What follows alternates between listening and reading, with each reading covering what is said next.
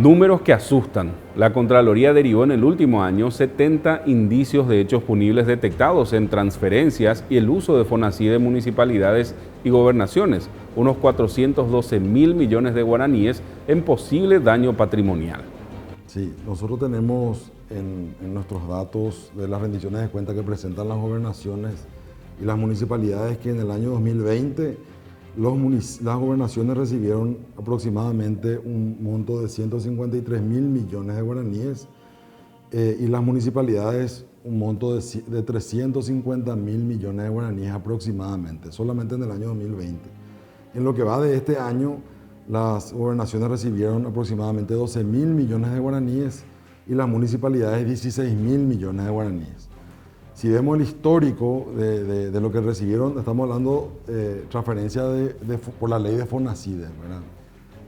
Históricamente, desde su creación, desde el año 2012, por la ley de FONACYE se han transferido aproximadamente 1.900 millones de guaraníes en total, de lo cual a lo que concierne a las gobernaciones y municipalidades sería aproximadamente un valor de 475 millones de dólares, desde la creación, desde la promulgación de la ley de FONACYE. En este sentido, ¿qué hallazgos tienen ustedes en estos últimos años? Nosotros, desde que asumimos al frente de la Contraloría General de la República, hemos emitido una enorme cantidad de informes y hemos realizado más de 70 denuncias al Ministerio Público concernientes a municipios y gobernaciones. De todas maneras, somos conscientes que el sistema de control en general es limitado y debe mejorar. También hemos hecho un planeo nacional del control interno de los municipios que también resalta que los propios organismos municipales y gobernaciones tienen una limitada capacidad de controlarse a sí mismos, ¿verdad? Su control interno es muy bajo. Estamos trabajando en capacitación también de MESIP para los intendentes y gobernaciones, pero el proyecto más importante que tenemos nosotros y que creemos que va a ser un cambio paradigmático en el sistema de control es la digitalización de las rendiciones de cuentas. Este fue un proyecto que presentamos nosotros al inicio. Estamos trabajando con una donación de Itaipú que nos está dando el soporte informático, los servidores, el software, y vamos a implementar en la próxima rendición de cuentas. Hemos hecho una consulta a nivel nacional a todos los intendentes quienes quieren formar parte del plan piloto, que tenemos un listado de intendencias que se ofrecieron y vamos a iniciar ahora en la próxima rendición ya un grupo y queremos para final de este año tener el 100% de las intendencias y las gobernaciones y luego las otras entidades del Estado que perciben dinero de FONACYE. La idea de por qué va a ser un cambio paradigmático. Hoy en día la rendición de cuentas es en formato papel y la verificación sigue siendo tradicional sin uso de tecnología, ¿verdad? Si es que nosotros podemos digitalizar esos datos, primero el intendente va a poder presentar desde su intendencia, desde su comunidad, directamente las rendiciones de cuentas, no va a tener que venir a la Contraloría, que como vos sabés está centralizado en Asunción. Vamos a evitar costos ya para ellos que tengan que venir a formar fila cada 4 meses. Pero por otro lado se corta esa relación de personas en la rendición de cuentas que en el pasado nos ha traído también muchas críticas a nuestra propia institución. Si digitalizamos, los intendentes, los gobernadores van a poder presentar informáticamente y esa información va a poder ser subida a nuestro portal y vamos a poder darle mayor participación a la ciudadanía, que la gente también se convierta en contralora y pueda aportarnos nosotros datos que nos puede servir de insumo para que iniciemos ahí la auditoría que hacemos. Creemos que la única manera que podamos dar una respuesta eficaz e inmediata a este problema que tenemos con la escuela es a través de este proyecto, porque la otra sería quintuplicar los recursos humanos que tenemos y el presupuesto que tenemos. Como te decía antes, la Contraloría es centralizada, tenemos nuestra oficina acá para controlar todas las escuelas de todo el país. Necesitamos tener más técnicos, más auditores, más rubros de viáticos para poder recorrer el país. Eso obviamente, si pretendemos mucho más en este año de pandemia, no podemos pretender crecer en ese sentido. Por eso apostamos a este proyecto. ¿Y por qué dona Itaipú? Porque los rubros, el recurso proviene de las binacionales, tanto de Royalties como Fonacide, y lo que yo le transmití al director de Itaipú de aquel entonces, que fue el señor Ernesto Bergen, es que ellos deben ser los más interesados en que se controle bien el destino de ese dinero, porque el dinero viene de las binacionales.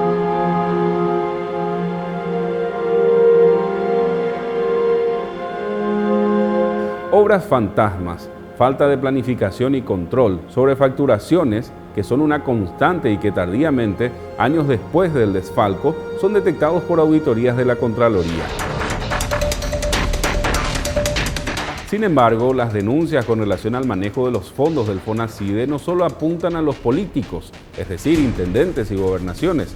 Obras inconclusas de años a través del MEC y del FEI también son denunciados en la prensa. Sin embargo, aparecen pagos abonados religiosamente por el Ministerio de Educación, quien guardó un silencio cómplice sobre estas situaciones en la época del ministro Eduardo Peta. Según los propios datos proveídos por el MEC, se realizaron transferencias a los directores de los colegios para que ellos se encarguen de realizar refacciones necesarias. Una parte de estas donaciones de la Comunidad Europea se usó para este fin.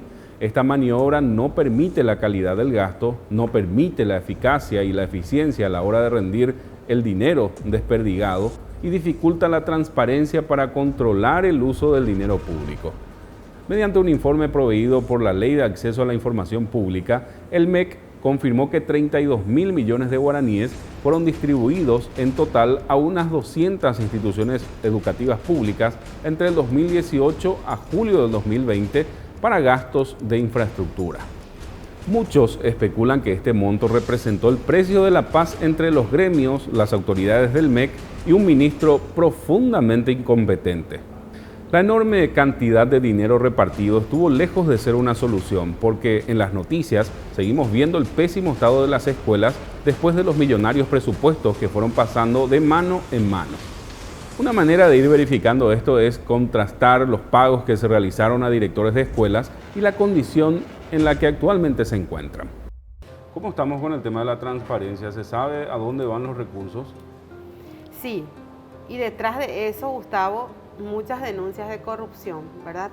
Además de que no estamos resolviendo todavía la gravedad en muchas escuelas, detrás de eso también hay muchas denuncias de corrupción. Y cuando nosotros hablamos, sobre todo a nivel mediático, de corrupción y Fonacide, siempre nos vienen a la cabeza municipalidades y gobernaciones, ¿verdad? Por el lado político, generalmente. Sin embargo, a pesar de que es altísima la cifra que la Contraloría reportó en el último año en términos de indicios de daño patrimonial en la ejecución de Fonacide, también tenemos por el otro lado que los presupuestos, los gastos ejecutados a través de Fondo para la Excelencia, también tienen falencias y todavía tienen a escuelas interminables. Tenemos casos en Concepción, por ejemplo, que la prensa lo ha dicho y está a la vista de todos, de que las obras no avanzaron más del 70%. Y son situaciones que todavía no se pueden resolver. Entonces uno dice, además de que existe poco presupuesto invertido en educación, otra vez la plata que destinamos, en este caso los millones que se van a las gobernaciones y municipalidades y lo administrado por el FEI, todavía hay una falencia. Y es lo que nosotros quisimos saber, ¿por qué se da eso? ¿No existe acaso un mapa de riesgo para identificar y priorizar lo más urgente? El ministerio, la consulta que hicimos nos dice que ellos tienen identificadas estas escuelas, saben la situación en la que están. Sin embargo, mayores datos no pudimos tener tampoco de cuáles serían esas zonas, ¿verdad? Y por qué se sigue dando esa situación.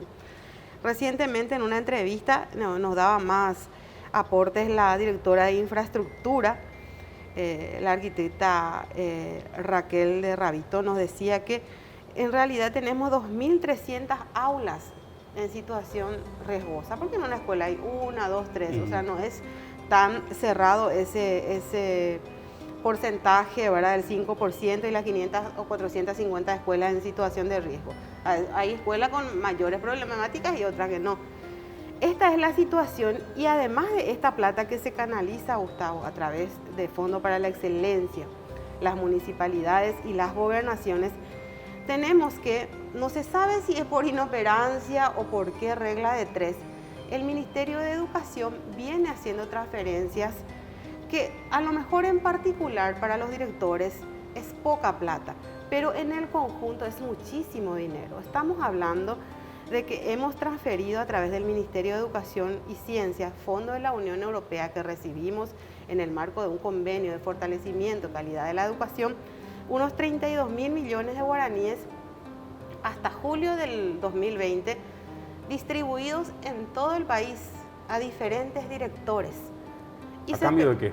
Incluso justamente te iba a decir, se especula que viene a ser una suerte de apagar incendios y hasta el precio del silencio, que todo se especula, ¿verdad? Lo que sí que son soluciones parches que todavía no nos conducen y no nos dicen por lo menos hacia acá vamos a orientarnos para resolver este problema de infraestructura.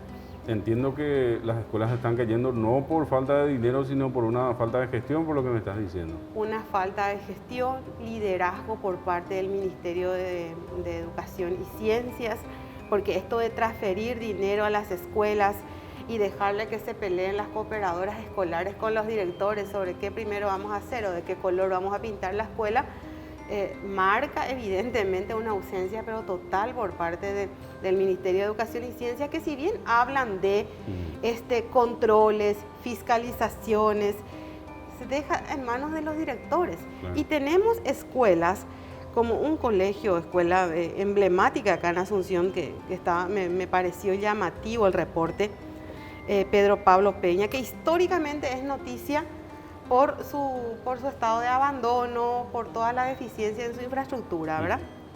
Este colegio año a año recibe aportes, transferencias, ¿verdad? 2018 tenemos acá la planilla, 2018 150 millones, 32 millones, en el 2019 otra vez, o sea, año a año. Sin embargo, el problema persiste. Entonces decimos y hacemos la pregunta, ¿qué es lo que realmente se está buscando? ¿A dónde se proyecta? O sea, ¿no hay un plan entonces para remendar, reparar esta situación? Los recursos de estos dos proyectos de los cuales hablaba del Fondo de Excelencia, porque hablan de infraestructura, hablan de construcción. ¿Hay indicios de hechos de corrupción en todos esos fondos que se han liberado para supuestamente reparar escuelas, Rosana? Y existe una rendición de cuentas que los docentes le llevan al Ministerio de Educación y Ciencias, ¿verdad? No, yo no te sé decirte porque nosotros no ahondamos en esa rendición de cuentas, pero sí vemos qué es lo que puede comprar un docente, un director de colegio por 100 millones de guaraníes, ¿verdad? Ladrillos, algunos cementos, reparar cambiar los focos, la pintura y después... Soluciones parche. Soluciones parche, pero en el conjunto es muchísimo y me llamó poderosamente la atención también de que si bien estas transferencias vienen desde el 2018, o sea, la planilla que nos entregó el MEC, ¿verdad? En el 2019 esto se disparó en la época de Eduardo Peta. 22.000 millones de guaraníes se transfirió de fondos de donación de la Unión Europea a diferentes directores de colegios. No hubo capacidad en ese sentido. Delegamos directamente, transferimos directamente la plata. La respuesta no se sabe. La única respuesta que recibimos del ministerio es que están trabajando y que se van a enfocar a tratar de solucionar el tema del problema de las 450 escuelas. ¿Alguna institución controla el dinero que se ha liberado y también cómo se utilizó todo esto? Y teóricamente tienen auditorías, ¿verdad? Teóricamente tienen auditorías como tienen también las famosas fiscalizaciones y auditorías de la ejecución de los proyectos, ¿verdad? Pero a la vista están los resultados.